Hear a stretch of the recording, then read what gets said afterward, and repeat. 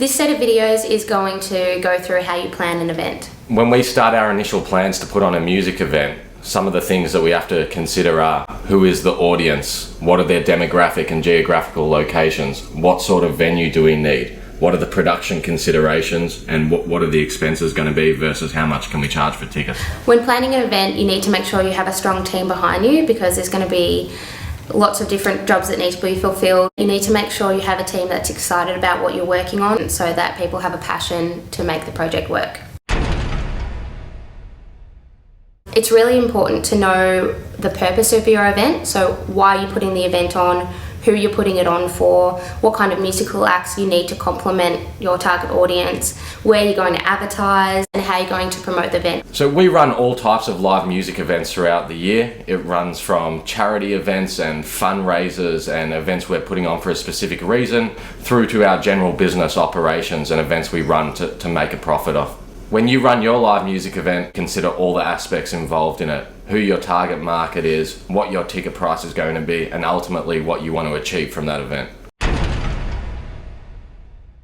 When planning an event, you need to make sure you take into consideration your budget. You want to have enough money to do what you want to do, and you need to make sure you can cover your costs like artist fees, venue fees, staff, production and ticketing.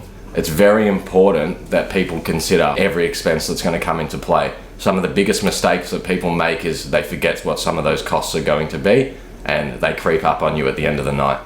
Most people do budgets in an Excel document, so you have a list of your incoming costs and your outgoing costs and then a list of what your maximum budget is, and then you can just make sure you're keeping track of everything.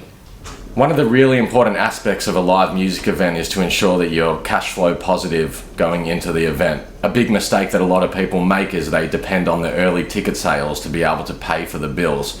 In this day and age, you really need to make sure you've got the money before the event in order to pay those bills and pay all the expenses on time. You also need to take into consideration whether you're going to ticket your event or not. Some events just run purely for promotion, others run to make a profit. So you always want to make sure that you're ticketing your event so that you can try and make back some of the money that you've spent, if not make a profit. When we run our live music events, the ticket price is one of the biggest considerations because that affects how many people are ultimately going to turn up to your gig. It's really important that your ticket price reflects the demographic and the market that you're aiming towards, as well as the entertainment and infrastructure that you're providing on the night.